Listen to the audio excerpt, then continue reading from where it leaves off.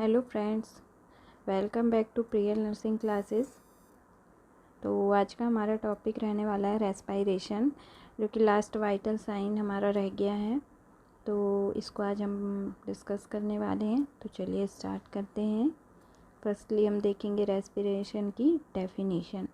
तो क्या है? Respiration is the interchange of oxygen and carbon dioxide between the atmosphere and the body and involve both external and internal respiration। ठीक है, तो definition क्या कह रही है कि रेस्पायरेशन क्या है? इंटरचेंज है। क्या है? एक इंटरचेंज है या एक्सचेंज है किसका? O2 का एंड CO2 का, बिटवीन एटमॉस्फेयर एंड बॉडी। ठीक है, तो एटमॉस्फेयर और बॉडी के बीच में ऑक्सीजन और कार्बन डाइऑक्साइड का जो एक्सचेंज होता है या जो इंटरचेंज होता है उसको क्या कहते हैं? रेस्पायरेशन कहते हैं। ठीक है, एटमॉस्फेयर एंड बॉडी के बीच में O2 एंड CO2 का इंटरचेंज ही क्या कहलाता है? रेस्पायरेशन कहलाता है। ये दो टाइप से होता है, इसमें दो चीज़ें इन्वॉल्व होती हैं या टू टाइप्स रेस्पायरेशन के होते हैं।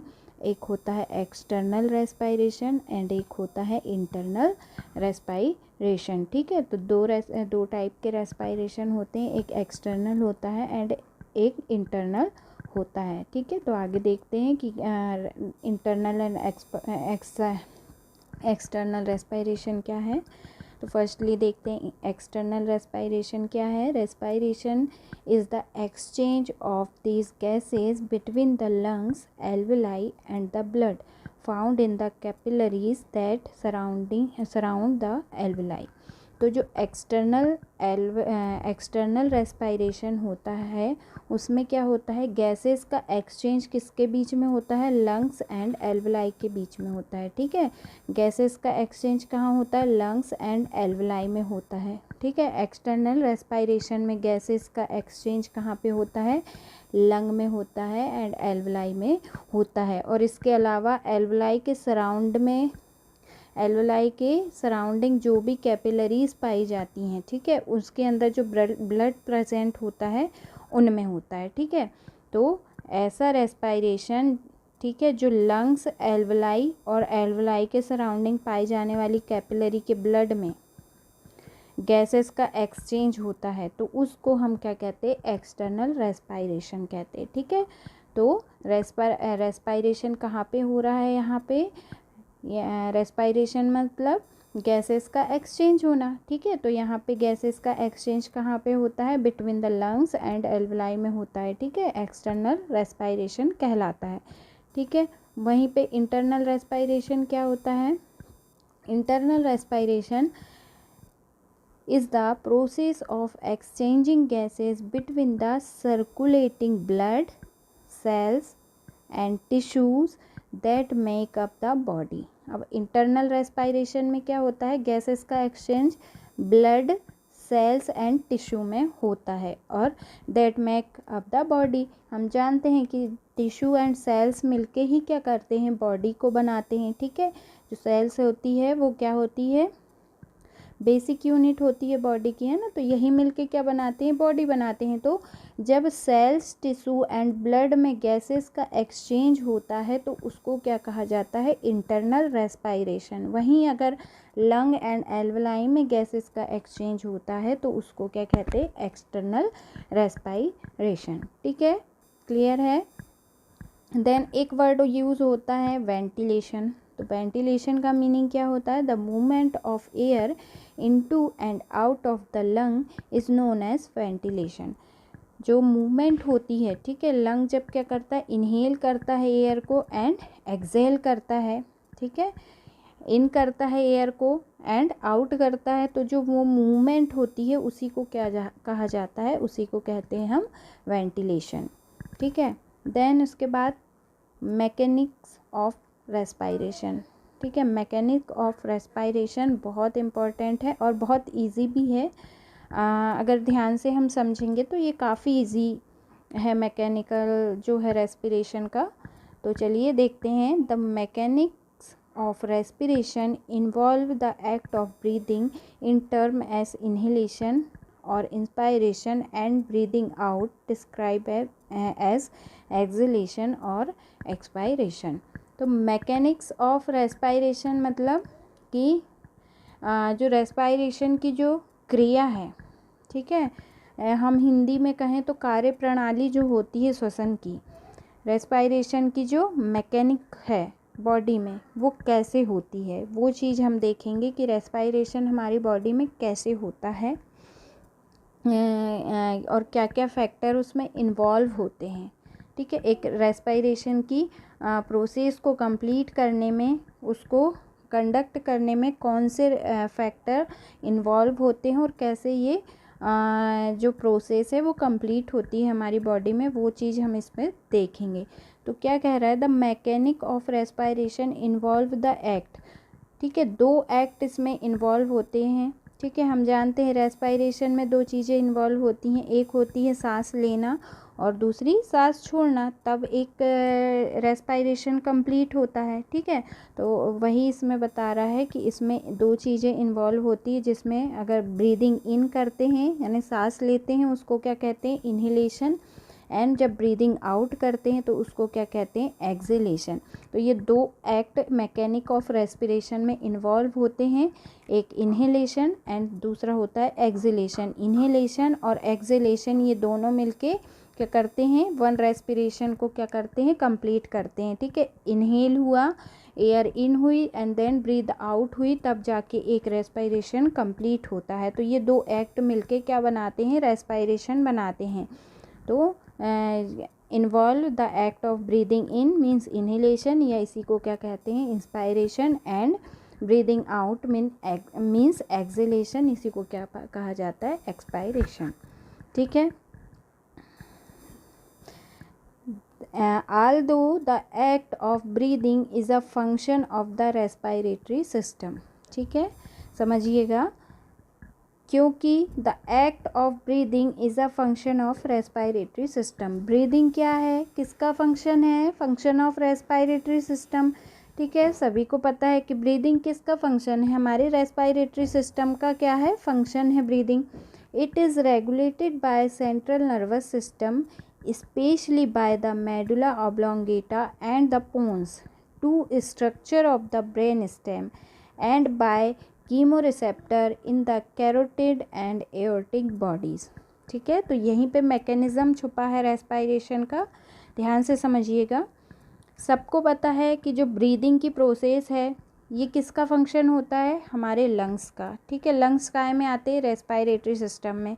तो ब्रीदिंग क्या है, रेस्पायरेटरी सिस्टम का ही क्या होता है, फंक्शन होता है। अब इस फंक्शन को कौन रेगुलेट करता है, ठीक है, जो ये फंक्शन है ब्रीदिंग का, जो किसके द्वारा हो रहा है, रेस्पायरेटरी सिस्टम के द्वारा हो रहा है, इसको रेगुलेट कौन करता है, तो इसको रेगुलेट कौन करता है, सेंट्रल नर्वस सिस्टम। ठीक है, इसको कौन रेगुलेट करता है, सेंट्रल नर्वस सिस्टम करता है। सेंट्रल नर्वस सिस्टम का कौन सा पार्ट स्पेशली कौन करता है, तो मेडुला ऑब्लोंगेटा करता है। ठीक है, एंड पोन्स।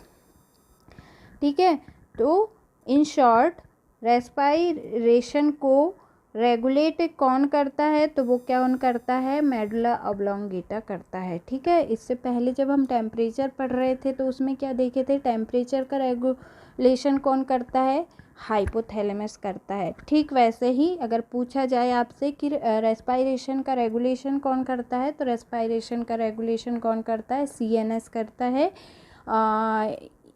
या फिर बोलेंगे कि मेडुला ऑब्लोंगेटा एंड पोन्स क्या करते हैं, रेस्पायरेशन का रेगुलेशन करते हैं। ठीक है, तो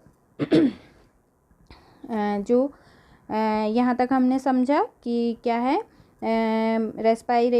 रेस्पायरेशन का जो रेगुलेशन है वो किसके द्वारा होता है, सेंट्रल नर्वस सिस्टम के द्वारा होता है। स्पेशली कौन करता है, मेडुला ऑब्लोंगेटा एंड पोन्स करते हैं, जो स्ट्रक्चर होते हैं ब्रेन स्टेम के। 2 structure of brain stem, brain stem के 2 स्ट्रक्चर जो कि कौन से होते हैं, मेडुला ऑब्लोंगेटा एंड पोन्स, जो कि क्या करते हैं, रेगुलेट करते हैं रेस्पायरेशन को।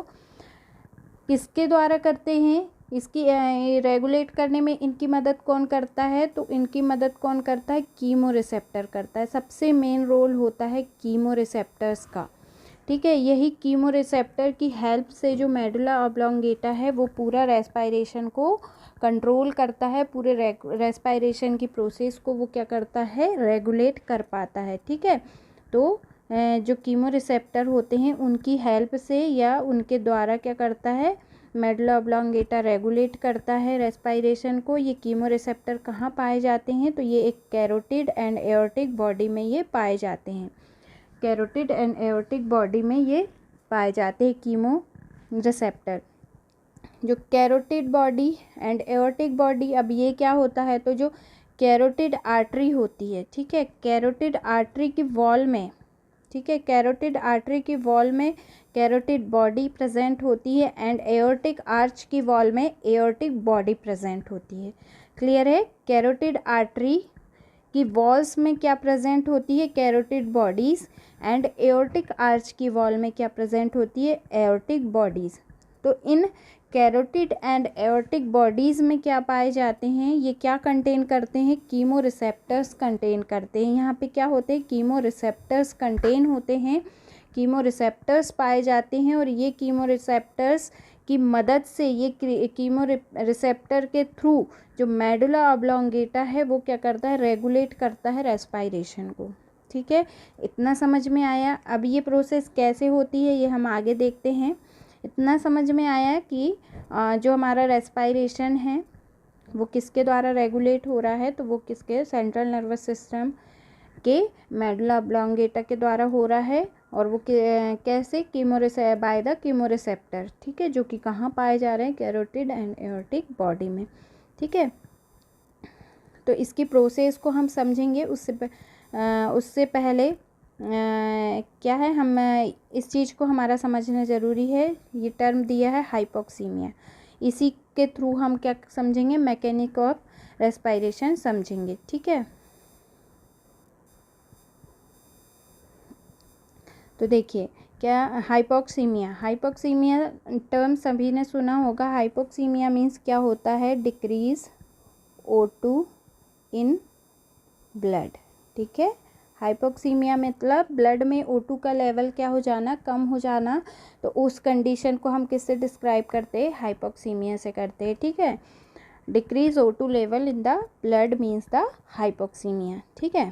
तो the carotid body is a section of the carotid artery, ठीक है। ये चीज़ मैंने आपको अभी बता दिया कि जो कैरोटिड बॉडी होती है ये किसका सेक्शन है? कैरोटिड आर्टरी वॉल का, ठीक है। मैंने आपको बताया कि कैरोटिड आर्टरी वॉल में क्या होती है? कैरोटिड बॉडी होती है। And the aortic body is a section of aortic arch wall. ये किसका?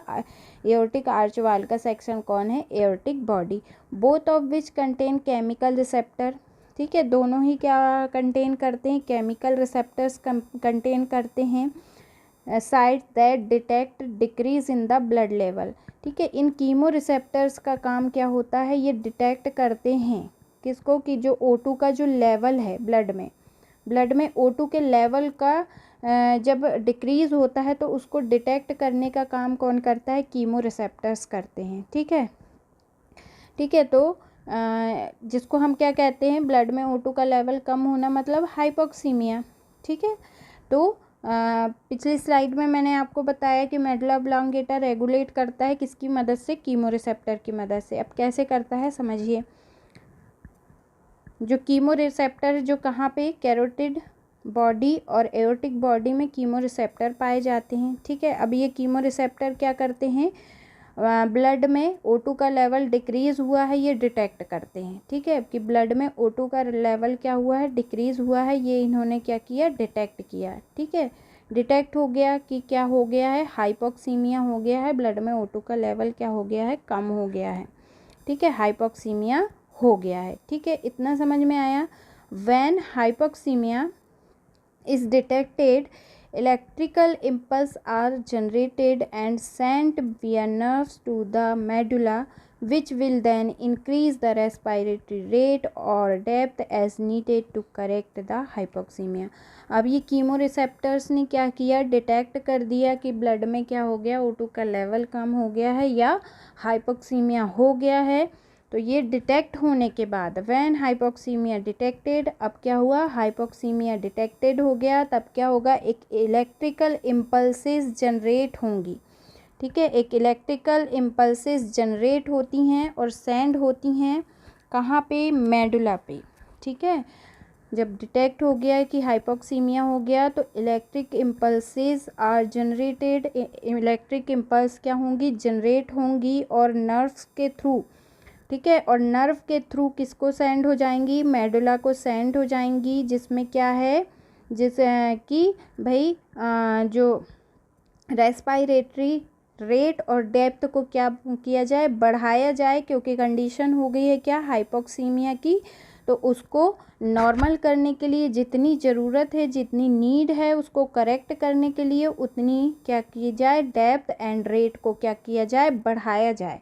ठीक है, उसको क्या किया जाए, रेस्पायरेटरी रेट एंड डेप्थ को क्या किया जाए, बढ़ाया जाए, किसको, हाइपोक्सीमिया की कंडीशन को करेक्ट करने के लिए। ठीक है, तो क्या हो गई, आपके कीमोरिसेप्टर ने डिटेक्ट जब कर लिया कि हाइपोक्सीमिया की कंडीशन हो गई है, तो एक इलेक्ट्रिक इम्पल्सेस जनरेट होंगी और नर्व के थ्रू मेडुला को सेंड कर दी जाएंगी कि इंक्रीज़ किया जाए रेस्पायरेटरी रेट और डेप्थ दोनों को इंक्रीज़ किया जाए। किस लिए, कि जो हाइपोक्सीमिया की जो कंडीशन बनी है उसको करेक्ट करने के लिए जितनी ज़रूरत है, जितनी नीड है, उसके अकॉर्डिंग रेस्पायरेटरी रेट और डेप्थ को इंक्रीज़ किया जाए। ठीक है, क्लियर है, इतना मैसेज मेडुला के पास पहुंच गया कि हाइपोक्सीमिया हुआ है और क्या करना है हमें, कि उसका रेस्पायरेटरी रेट एंड डेप्थ को हमें बढ़ाना है जितनी ज़रूरत है। ठीक है, तो अब मेडुला क्या करेगा, to affect inspiration, the medulla send an impulse via the phrenic nerve to the diaphragm muscle and along the intercostal nerve to the intercostal muscle, telling the muscle to contract। अब medulla के तक message पहुंच चुका है कि hypoxaemia है, उसे respiratory rate को बढ़ाना है। तो वो क्या करेगा, मेडुला क्या करेगा, इम्पल्स सेंड करेगा, किसको, डायफ्राम मसल्स को और इंटरकॉस्टल मसल को। मेडुला क्या करेगा, डायफ्राम मसल्स को और इंटरकॉस्टल मसल्स को, ठीक है, क्या करेगा, इम्पल्स सेंड करेगा। क्या करेगा, इम्पल्स सेंड करेगा।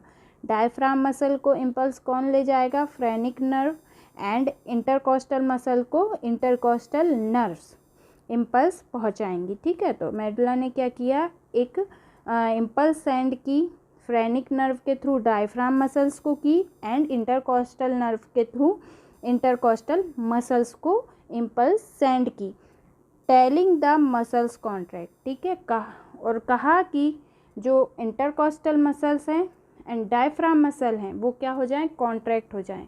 ठीक है, मेडुला ने क्या किया, इम्पल्स सेंड किया कि भाई diaphragm muscle and intercostal muscle क्या हो जाएं, कॉन्ट्रैक्ट हो जाएं। ठीक है, ये इम्पल्स उसने सेंड किया।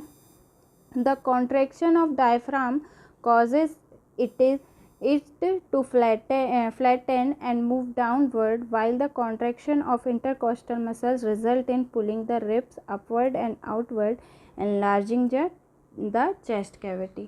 अब मेडुला ने इतना इम्पल्स सेंड कर दिया कि जो डायफ्राम मसल हैं और जो इंटरकॉस्टल मसल हैं वो क्या हो जाएं, कॉन्ट्रैक्ट हो जाएं। तो ये इम्पल्स पाके क्या हुआ, कॉन्ट्रैक्ट हो गए diaphragm muscle and intercostal muscles भी क्या हो गए, कॉन्ट्रैक्ट हो गए।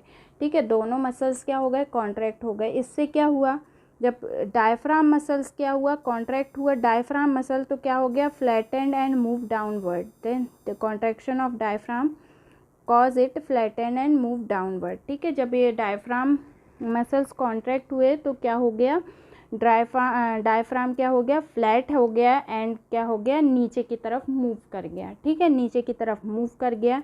और जब इंटरकॉस्टल मसल कॉन्ट्रैक्ट हुए तो उसके कारण क्या हुआ, जो रिब्स हैं, ठीक है। जो रिब्स हैं वो क्या हो गई, आगे की तरफ और बाहर की तरफ क्या हो गई, पुल हो गई, जिससे वहाँ का जो जो जो चेस्ट कैविटी है वो क्या हो गई, एनलार्ज हो गई। वहाँ पे क्या हो गया, स्पेस क्रिएट हो गया, जगह बन गई, ठीक है, स्पेस बन गया वहाँ पे, ठीक है। तो मेडुला ने क्या कहा कि भाई इम्पल्स सेंड किया कि देखो डायफ्राम मसल और इंटरकोस्टल मसल आप क्या हो जाओ, कॉन्ट्रैक्ट हो जाओ, ठीक है। तो दोनों ही मसल्स क्या हो गए, कॉन्ट्रैक्ट हो गए। जब डायफ्राम मसल कॉन्ट्रैक्ट हुए तो वो क्या हो गया, डायफ्राम क्या हो गया, फ्लैटेंड हो गया और नीचे की तरफ हो गया।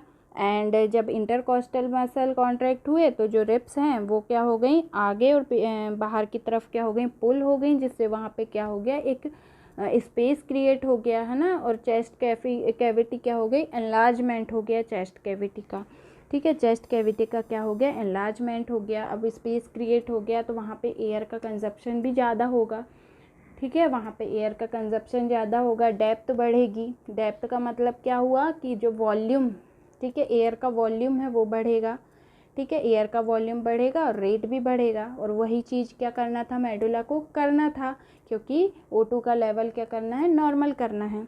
तो यहाँ तक काम हो गया। वहाँ पे क्या हो गया, एनलार्जिंग द चेस्ट कैविटी हो गई। अब वहाँ पे जब स्पेस क्रिएट हो गया, एनलार्ज हो गई चेस्ट कैविटी, डेप्थ भी बढ़ गई, वहाँ कंजप्शन ज़्यादा हो गया O2 का, एंड वहाँ पे रेस्पायरेशन रेट भी बढ़ गया। तो कंडीशन क्या हो गई, नॉर्मल हो गई। जो भी O2 लेवल जो कम हुआ था ब्लड में वो नॉर्मल हो गया, ठीक है। अब नॉर्मल हो गया ये कंडीशन, अब चलते तो रहना नहीं चाहिए, है ना। तो फिर क्या करेगा मेडुला, फिर क्या करेगा, फिर से कि अपना काम करेगा। वो क्या कर देगा, जो भी इम्पल्सेस सेंड हो रही थी किसके लिए, once the medulla stop sending the motor impulses to inhale, जो भी इनहेल करने के लिए जब उसने इम्पल्सेस सेंड किया था, कि इनहेल करने के लिए ही उसने किया था इम्पल्सेस सेंड की कॉन्ट्रैक्ट हो जाएं, तो कॉन्ट्रैक्ट हुए और उससे क्या हो गई, इनहेलेशन होने लगा। तो अब वो क्या करेगा, उस इम्पल्स को क्या कर देगा, स्टॉप कर देगा। उन इम्पल्स को सेंड करना क्या कर देगा, स्टॉप कर देगा, ठीक है। अब इनहेल करने की जो इम्पल्सेस हैं वो मिलना बंद हो जाएंगी। डायफ्राम एंड इंटरकोस्टल मसल को इम्पल्सेस मिलना बंद हो गई, तो वो क्या करेंगे, वो भी जो कॉन्ट्रैक्ट हो रहे थे वो क्या होने लगेंगे, रिलैक्स होने लगेंगे, ठीक है। जब उनको इम्पल्स मिलना स्टॉप हो गई तो वो क्या हो जाएंगे, रिलैक्स होना शुरू हो जाएंगे और वापस से क्या हो जाएंगे, श्रिंक हो जाएंगे। Once again shrinking the thoracic and chest cavity to the smaller, ठीक है। जब इम्पल्सेस सेंड होना बंद हो गए मेडुला से, तो वो क्या होंगे, वापस से रिलैक्स होना शुरू हो जाएंगे और श्रिंक हो जाएंगे। और जो चेस्ट कैविटी एनलार्ज हुई थी वो वापस से क्या हो जाएगी, स्मॉल हो जाएगी एंड प्री इनहेलेशन की स्टेट में चली जाएगी, ठीक है। प्री इनहेलेशन की स्टेज में चल जाएगी। तो इस टाइप से क्या किया, हाइपोक्सीमिया की जो कंडीशन थी उसको रेगुलेट किया किसने, मेडुला ने, बाय कीमो रिसेप्टर के थ्रू, ठीक है। तो ये क्या था, मैकेनिज़्म था किसका, रेस्पिरेशन का। ये क्या था, मैकेनिज़्म था रेस्पिरेशन का, ठीक है। इन शॉर्ट मैं आपको फिर से बताती हूँ। कंडीशन बनी हाइपोक्सीमिया की, ब्लड में O2 का लेवल कम हो गया, ठीक है। ये चीज़ किसने डिटेक्ट किया, कीमो रिसेप्टर, जो कि कहाँ पाए जाते हैं, aortic body and carotid body में पाए जाते हैं। इन कीमो रिसेप्टर ने डिटेक्ट किया कि भाई हाइपोक्सीमिया की कंडीशन बनी है। इन्होंने क्या किया, एक इम्पल्स जनरेट की और सेंड कर दी किसको, नर्व के थ्रू सेंड कर दी मेडुला को। मेडुला के पास मैसेज पहुंचा कि हाइपोक्सीमिया की कंडीशन बनी है। तो मेडुला क्या करेगा, वो इम्पल्सेस भेजेगा किसको, डायफ्राम मसल्स को भेजेगा फ्रेनिक नर्व के थ्रू, और इंटरकोस्टल मसल्स को इंटरकोस्टल नर्व के थ्रू इम्पल्स सेंड करेगा कि भाई आप क्या हो जाएं, कॉन्ट्रैक्ट हो जाएं, ठीक है। इम्पल्स सेंड किया कि इंटरकोस्टल मसल्स और डायफ्राम मसल्स आप क्या हो जाओ, कॉन्ट्रैक्ट हो जाओ, ठीक है। अब इम्पल्स मिली इंटरकोस्टल मसल और डायफ्राम मसल को, जैसे ही इम्पल्स मिली तो वो क्या हो गए, कॉन्ट्रैक्ट हो गए, ठीक है। वो क्या हो गए, कॉन्ट्रैक्ट हो गए। उनके कॉन्ट्रैक्ट होने से क्या हुआ, चेस्ट कैविटी क्या हो गई, एनलार्ज हो गई। वहाँ पे क्या हो गया, स्पेस क्रिएट हो गया और फिर क्या हो, उससे क्या हुआ, इनहेलेशन क्या हो गया, इंक्रीज़ हो गया। इनहेलेशन इंक्रीज़ हो गया, डेप्थ भी बढ़ गई एंड रेट भी बढ़ गया, ठीक है। डेप्थ भी बढ़ गई, रेट भी बढ़ गया। जैसा कि हाइपोक्सीमिया के लिए हमें चाहिए था कि डेप्थ बढ़ा दी जाए और रेस्पिरेशन रेट बढ़ा दिया जाए, तो ये दोनों चीज़ें बढ़ गई। अब मेडुला क्या करेगा कि भाई अब हो गया है, लेवल कंप्लीट हो गया है, अब हाइपोक्सीमिया की कंडीशन नहीं है, O2 का कंजप्शन हो गया है, तो वो क्या करेगा, जो इम्पल्स वो सेंड कर रहा था मसल्स को, वो क्या करेगा, स्टॉप कर देगा। वो इम्पल्स क्या कर देगा, स्टॉप कर देगा। जो इम्पल्स सेंड कर रहा था कि कॉन्ट्रैक्ट हो जाए, उन इम्पल्स को वो क्या कर देगा, स्टॉप कर देगा।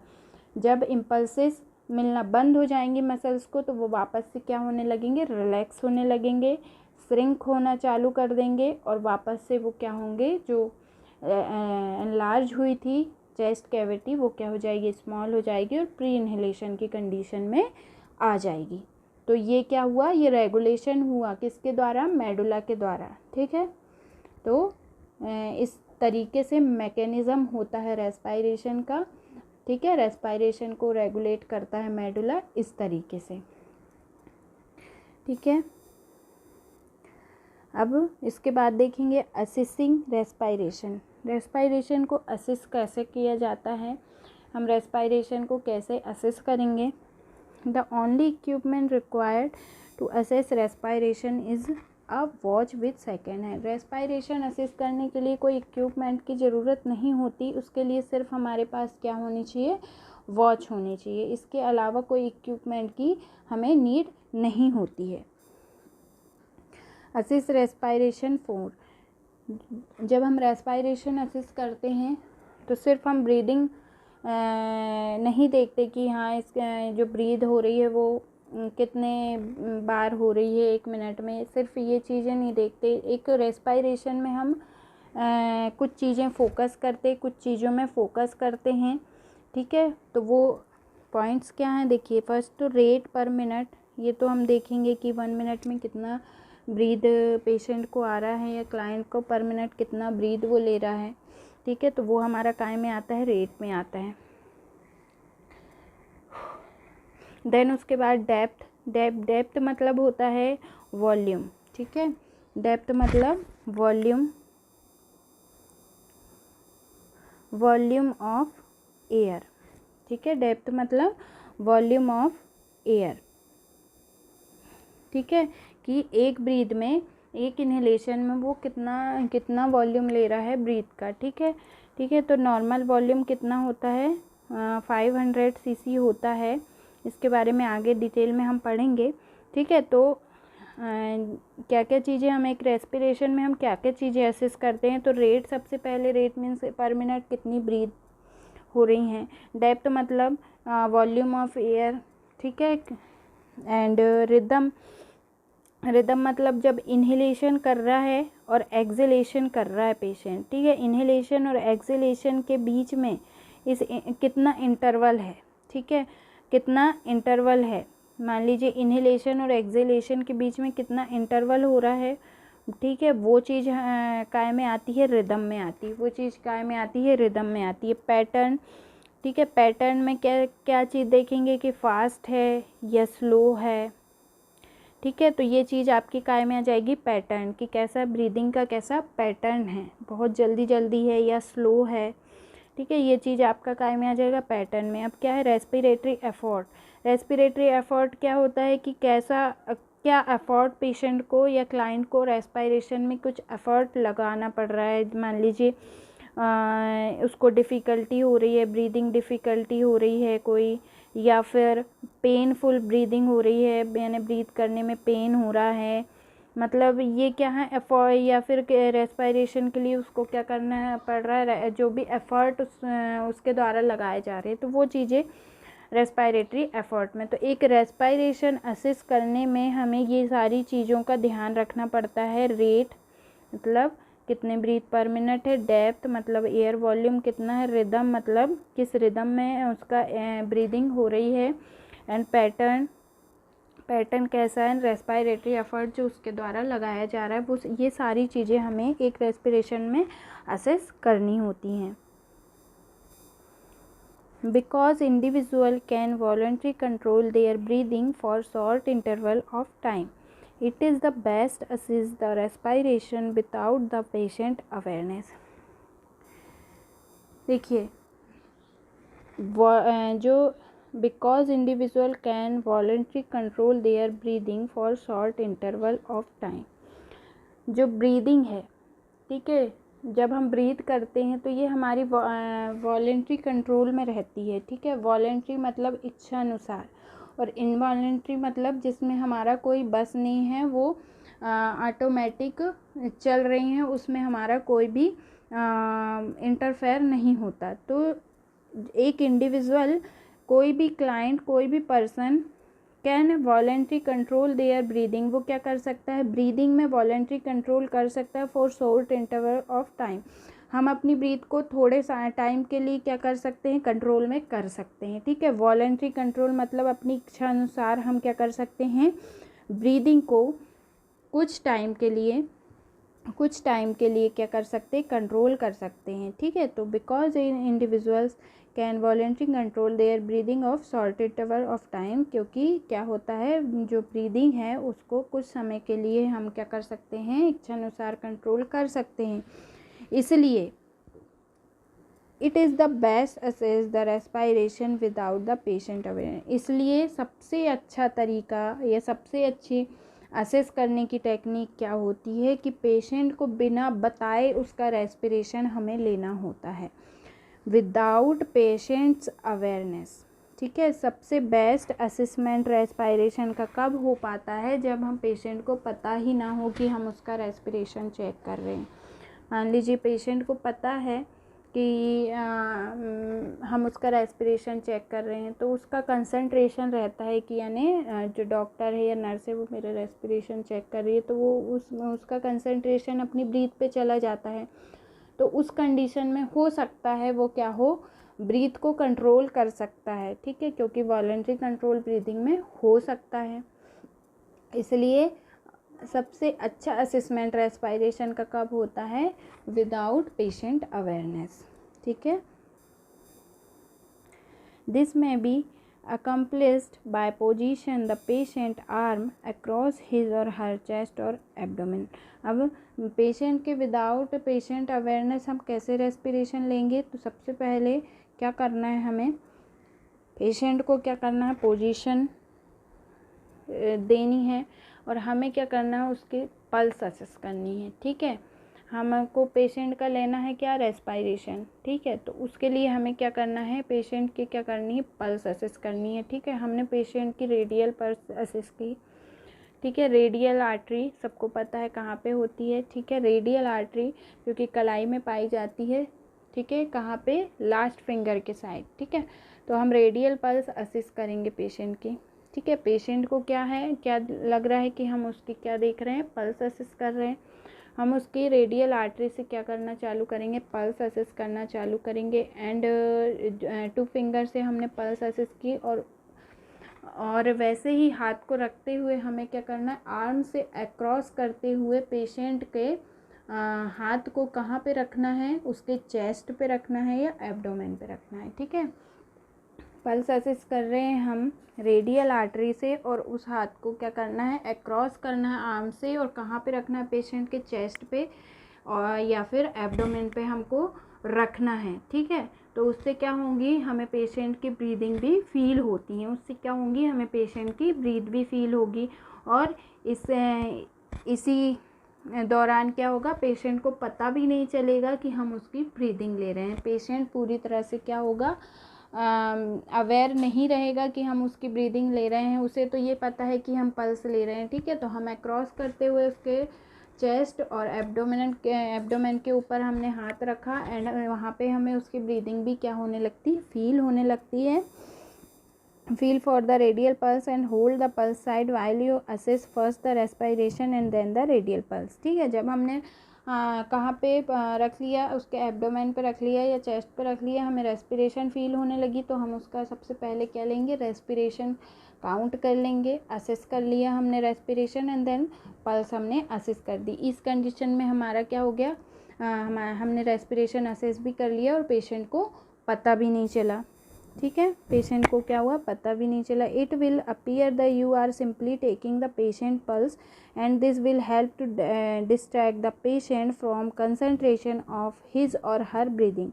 ठीक है। और इस तरीके से हमने क्या किया, उसका रेस्पिरेशन भी ले लिया, पल्स भी ले लिया, और इससे क्या हुआ, पेशेंट डिस्ट्रैक्ट हो गया, ठीक है, किस चीज़ से, कि उसका ब्रीदिंग में कंसंट्रेशन भी नहीं रहा, ठीक है। तो इससे हम इजीली क्या ले लिए, एक एक्यूरेट रेस्पिरेशन हमें मिल गया। While pressing two finger against the pulse side, count the respiration rate for 30 seconds and multiply two time to for a 1 minute rate, and then continue the palpate and radial pulse side assess the pulse rate। ठीक है, अब हम क्या करें, 30 second के लिए हमने assess कर लिया एंड उसको क्या कर दिया, हमने मल्टीप्लाई कर दिया 2 से, तो वो क्या है 1 मिनट के लिए हम 1 मिनट का रेट हमको मिल गया, ठीक है।